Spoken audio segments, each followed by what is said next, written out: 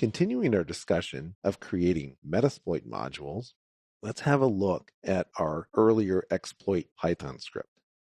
We started out by setting a host IP and a port, and then we said if you don't want to use those, you could pass something in on the command line. And then the exploit itself sent trun space and then a period, followed by 2006 A's. That was followed by the address of a jump ESP instruction. And recall that these addresses are stored in little endian format. So this address is really 625011AF. Then we gave it 16 no ops, and then finally our payload. Once we built this string, we created a socket, then we connected, and then we sent our data, but first we got the banner. We printed that out, and then finally we sent our string. That's a fairly straightforward exploit. How does this look inside a Metasploit module? So for my Metasploit module, I have to populate certain things. Now, a lot of this stuff is optional.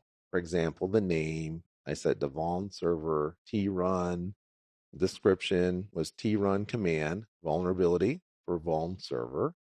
You can set license, you can set an author, and under the author category, there's a listing for who discovered this vulnerability. I just put unknown because I don't know who did. Who made the module? I did. And then there's a section for references. So if this is a publicly disclosed vulnerability, you can put in the various numbers from OSVDB, CVE, and you can also enter a URL for people to get more information. All of this stuff is optional. It doesn't really affect how it runs. Then you have the exit function.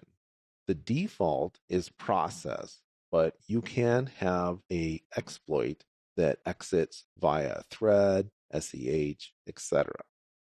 The platform is Windows. And then what about the payload?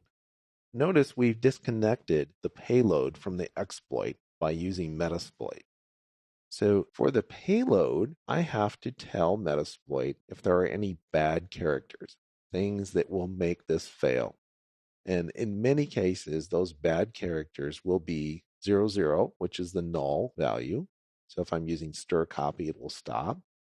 0A and 0D, which have a tendency to be interpreted as an end of file. Then I have an option which says disable NOPs. Don't allow me to add NOPs into this payload. Normally, you want that set to false. Then we have a section for targets. What are the possible targets for this attack? There's just one, vuln server 1.0. Here we have some of the most important information. What is that jump ESP address that I need to get loaded? And here I have 625011AF. Compare that to my original script. In my original script, I had the value in reverse order, 625011AF. So this is in fact the same value. It's just stored as one address and it's not a bunch of separate bytes in little endian. The other important bit of information, the offset. How much data do I need to generate before I input this return value? 2006 characters. Again, if you compare to our script, I was padding with 2006 A's. It's not a privileged command. There's also the ability to enter some date information for when it was disclosed. This hasn't been disclosed necessarily.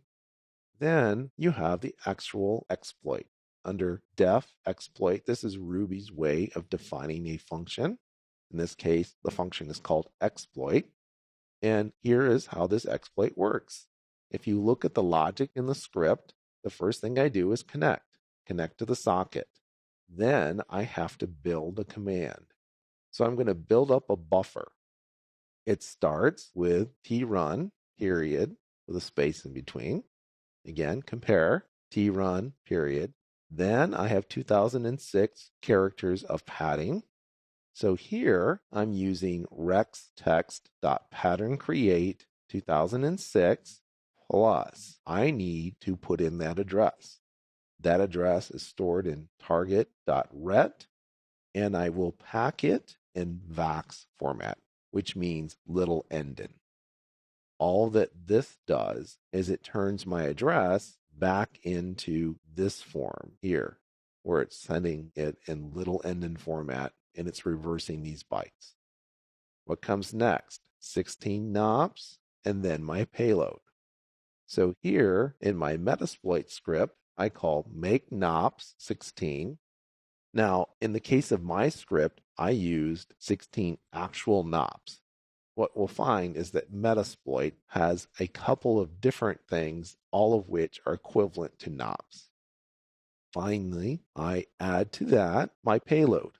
And my payload's been encoded, and that payload was selected by the user. I print out a message trying the target. I put all this out on my socket. I call handler. Handler's been set up in order to handle what happens next. And again, this is a standard thing. I don't have to write. I disconnect. That's it. This method ends and this entire class ends. So we're going to take a brief break. And when we come back, we're going to show you how you can actually do this exploit in Interpreter.